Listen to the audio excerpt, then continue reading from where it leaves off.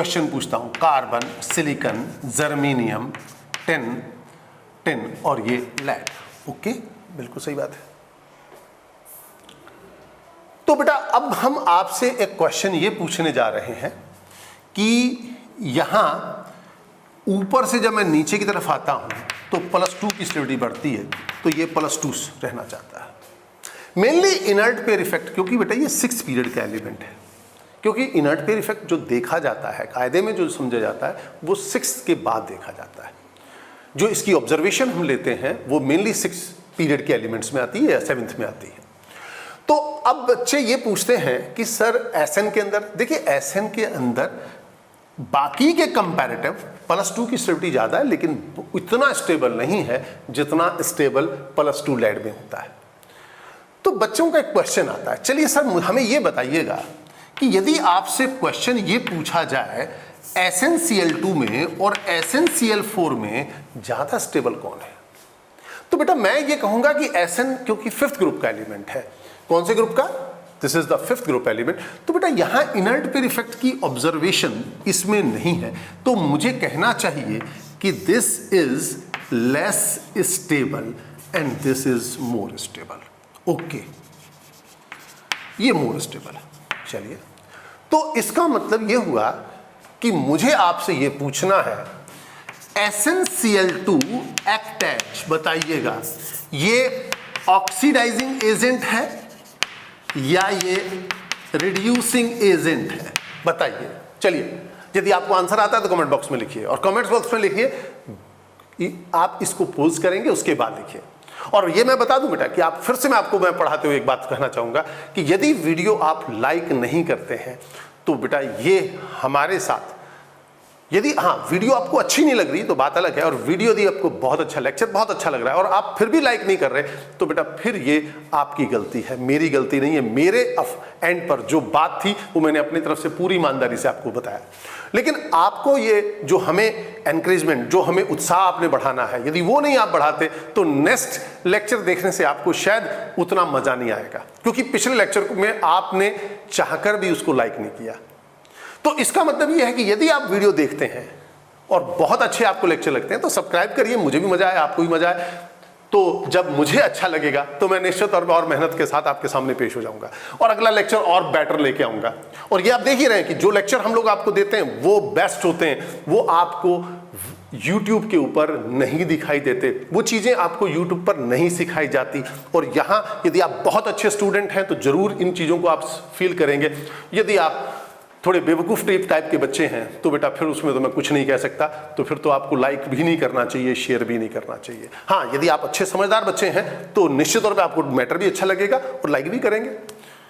ठीक है, लाइक कब नहीं करेंगे? लाइक तब नहीं करेंगे ना जब आपको चीज़ें ठीक है, और ठीक तब नहीं लगेंगे जब आपको कुछ आता जाता नहीं, और जब कुछ आता है तो भैया फिर करिए ना शेयर, करिए ना लाइक उसको। चलिए, ओके, तो इसका मतलब है SnCl2। तो मेरा आंसर होगा sir this is wrong, this is the correct answer. बच्चे कह रहे हैं सर ऐसा क्यों?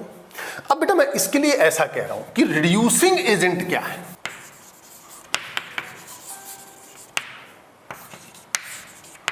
रिड्यूसिंग एजेंट क्या होते हैं? रिड्यूसिंग एजेंट का मतलब है जो दूसरे का रिडक्शन और अपना ऑक्सीडेशन करते हैं। और यहां Sn+2 और Sn+4 में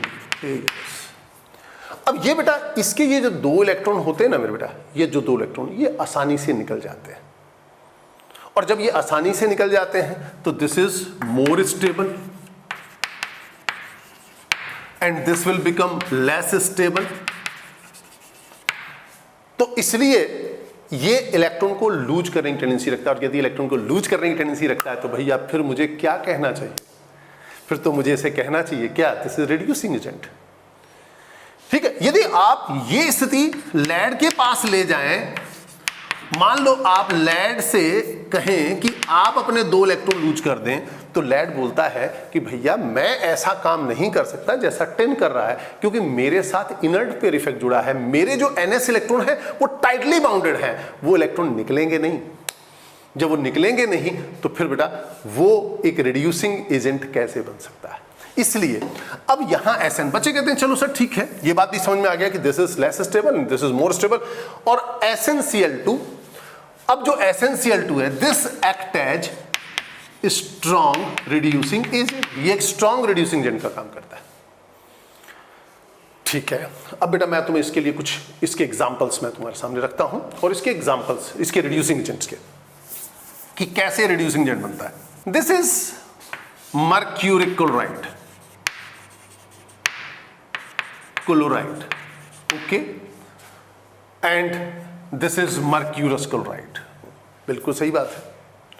अब ये जो मर्क्यूरस क्लोराइड है Hg2Cl2 plus SnCl2, it is converted to 2Hg plus SnCl4, okay. यानी कि इसका मतलब ये हुआ कि ये जो मर्क्यूरस क्लोराइड है ये this is converted to mercury, तो ये एक रिड्यूसिंग एजेंट का काम कर रहा है। इसका एक और एग्जांपल मैं तुम्हें देता हूं, गोल्ड में Cl3 plus SnCl2 give Au plus SnCl4, okay. क्यों? क्योंकि SnCl2 SnCl4 में चेंज होना चाहता है क्योंकि उसके ऊपर इनर्ट पेयर इफेक्ट नहीं है।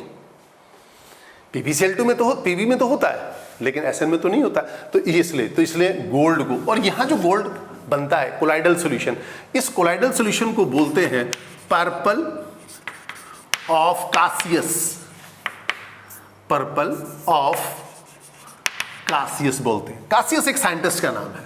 ये पर्पल कलर का एक कोलाइडल सॉल्यूशन बन जाता है, दिस इज पर्पल ऑफ कासियस। तो यहां बेटा मैंने आपको बताया कि देखिए लेड, एक जो लेड है उसका कंपाउंड जहां ऑक्सीडाइजिंग एजेंट बनता है, टिन का वही कंपाउंड रिड्यूसिंग एजेंट बनता है। क्यों? क्योंकि उसमें इनर्ट पेयर इफेक्ट नहीं है, और इनर्ट पेयर इफेक्ट की ऑब्जर्वेशन, जो सबसे अच्छी ऑब्जर्वेशन जो हम देखते हैं वो आती है 4F, और 4F जहां आ जाएगा इसका मतलब ये इलेक्ट्रॉन, ठीक है। तो ये तो यहीं पर ऑब्जर्व किया जाता है। ठीक है बेटा, अब बच्चे कहते हैं चलो सर ठीक है, हम इस बात से भी सहमत हैं।